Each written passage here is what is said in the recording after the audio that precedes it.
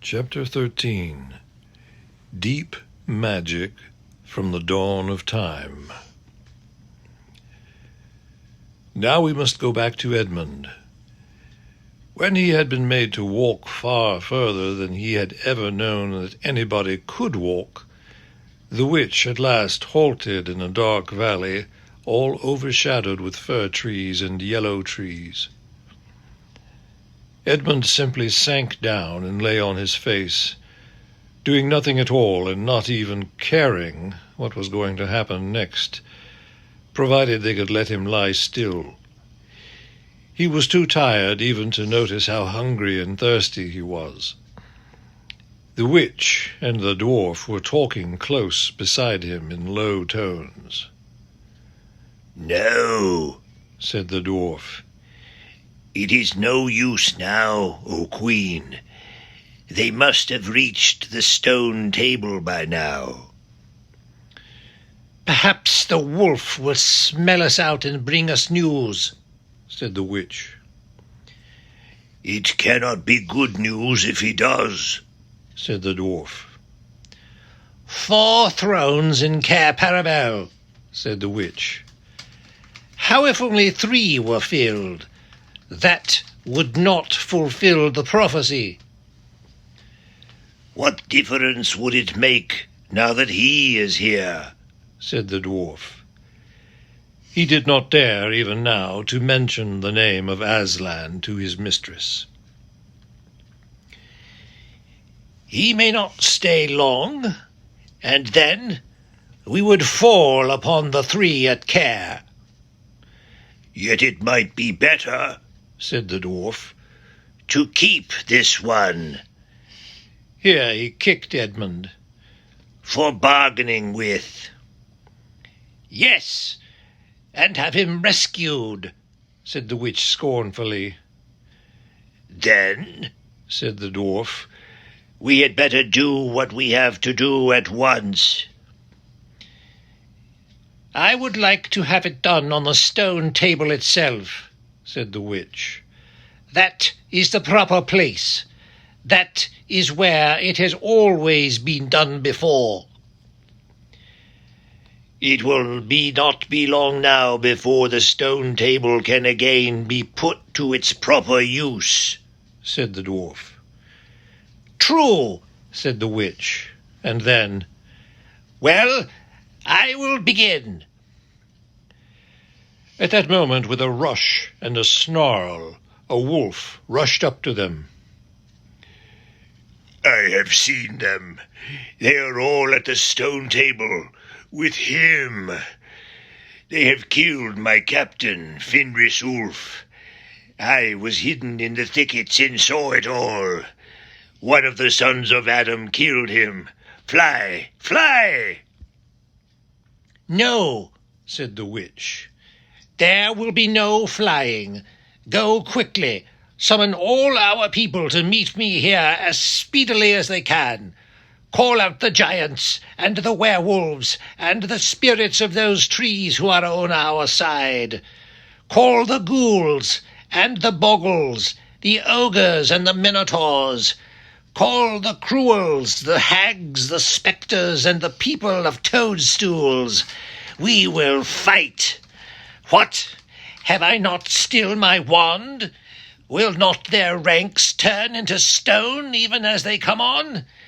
Be off quickly. I have a little thing to finish here while you are away."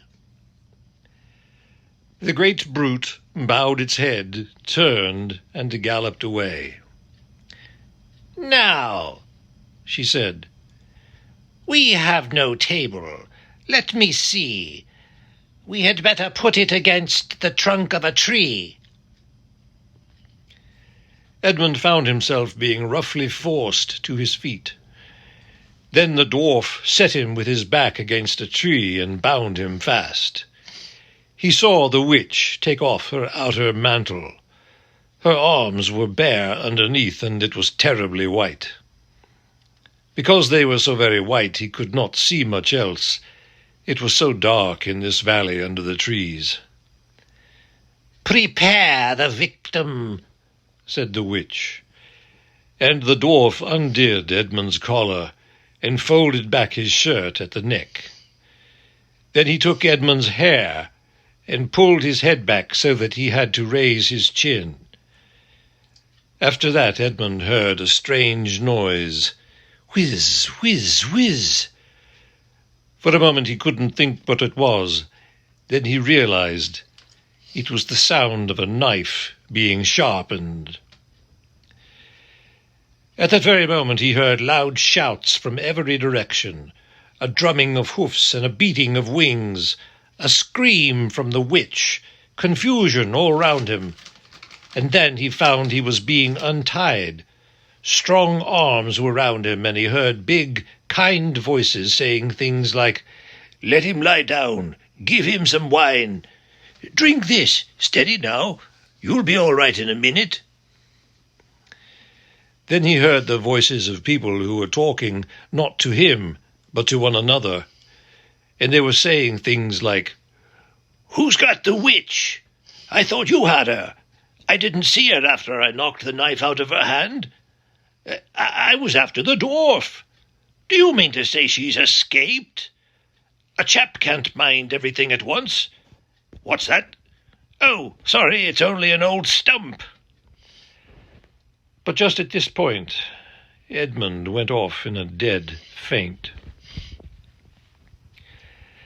Presently the centaurs and unicorns and deer and birds, they were of course the rescue party which Aslan had sent in the last chapter, all set off to go back to the stone table, carrying Edmund with them. But if they could have seen what happened in that valley after they had gone, I think they might have been surprised. It was perfectly still, and presently the moon grew bright. If you had been there, you would have seen the moonlight shining on an old tree stump and on a fair-sized boulder.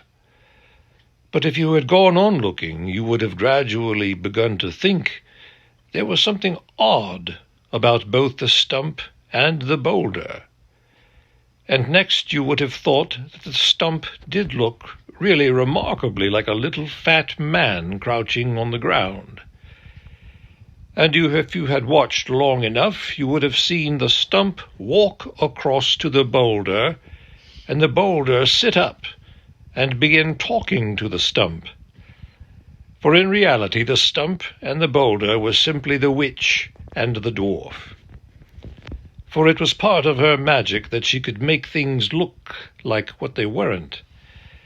And if she had the presence of mind to do so at the very moment when the knife was knocked out of her hand. She had kept hold of her wand also, so it had been kept safe, too.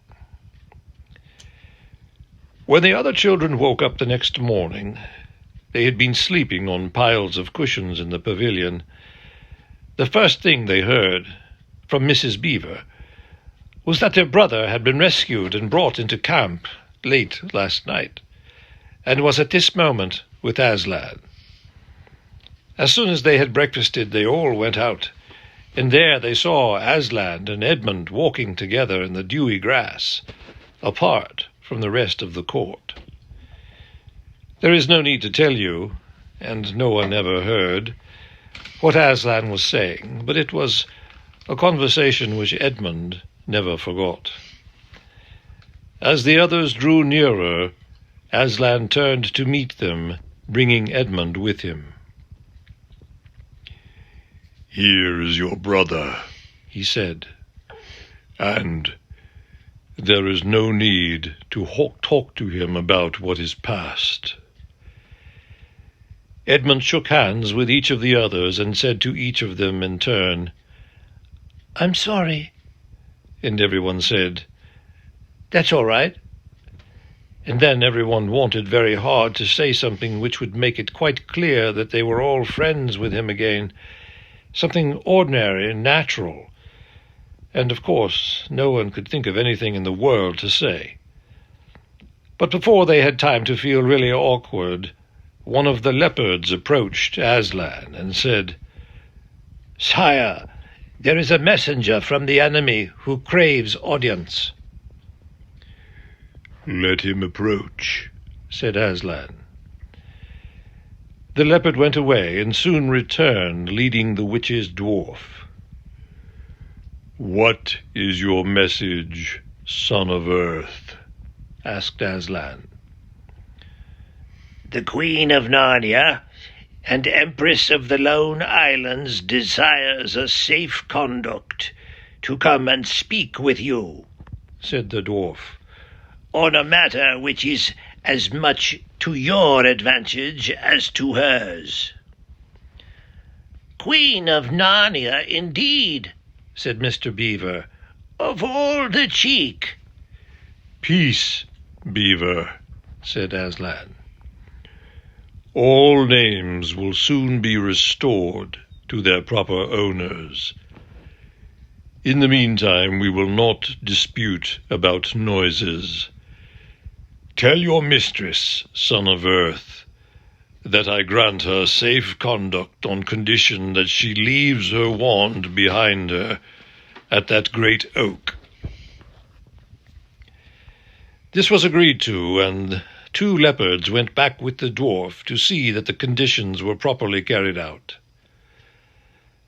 "But supposing she turns the 2 leopards into stone?" whispered Lucy to Peter.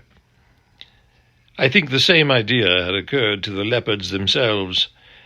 At any rate, as they walked off their fur, all was standing up on their backs, and their tails were bristling, like a cat's when it sees a strange dog. "It'll be all right," whispered Peter in reply. "He wouldn't send them if it weren't." A few minutes later, the witch herself walked out onto the top of the hill, and came straight across and stood before Aslan. The 3 children, who had not seen her before, felt shudders running down their back at the sight of her face, and there were low growls among all the animals present. Though it was bright sunshine, everyone felt suddenly cold. The only 2 people present who seemed to be quite at their ease were Aslan and the witch herself. It was the oddest thing to see those 2 faces, the golden face and the dead white face, so close together. Not that the witch looked Aslan exactly in his eyes. Mrs. Beaver particularly noticed this. "You have a traitor there, Aslan," said the witch. Of course everyone present knew that she meant Edmund. But Edmund had got past thinking about himself after all he'd been through, and after the talk he'd had that morning.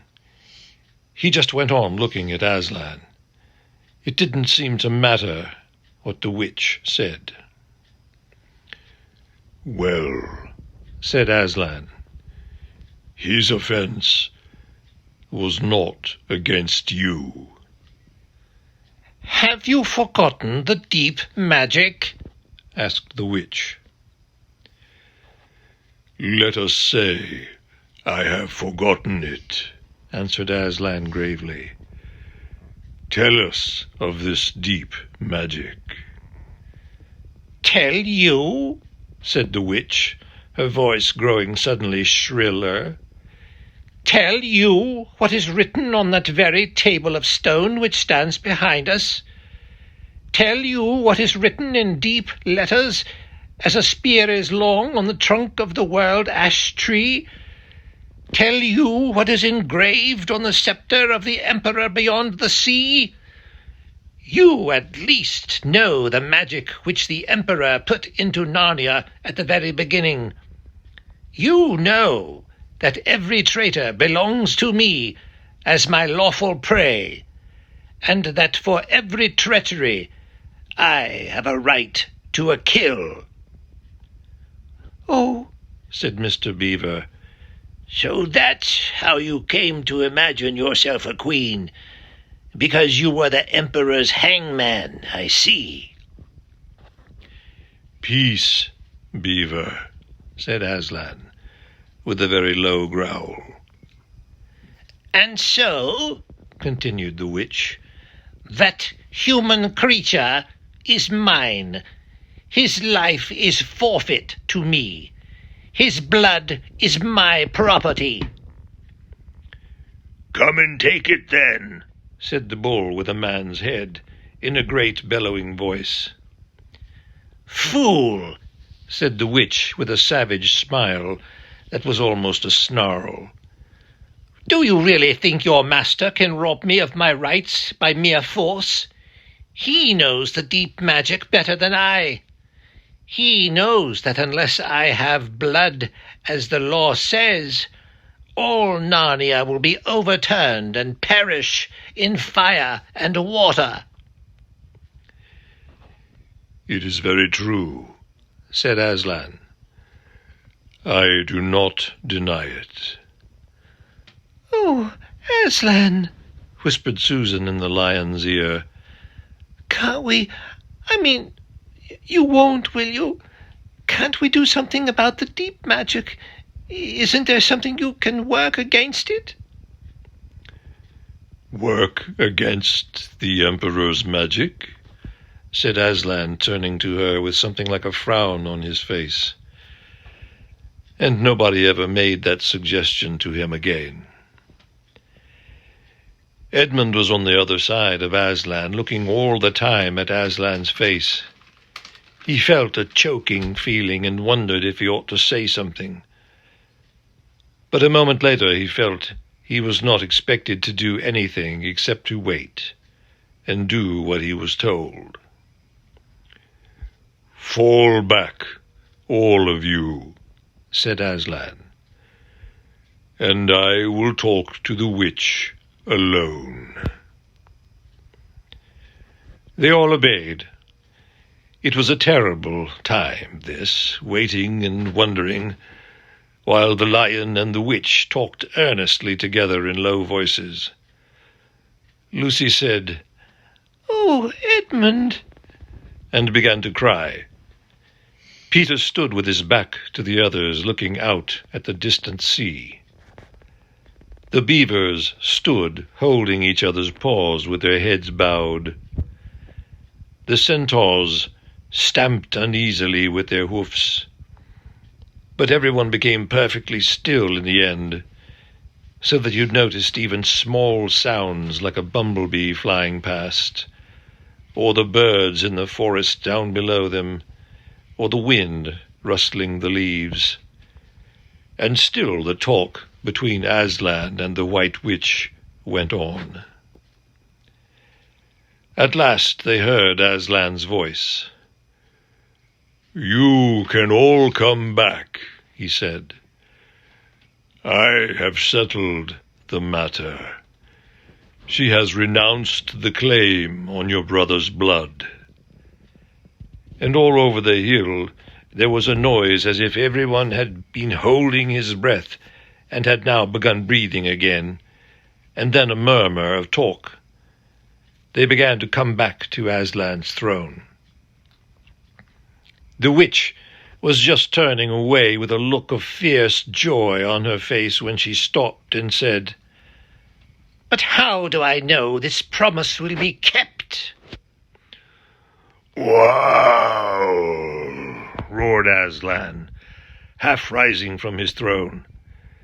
And his great mouth opened wider and wider, and roar grew louder and louder, and the witch, after staring for a moment with her lips wide apart, picked up her skirts and fairly ran for her life.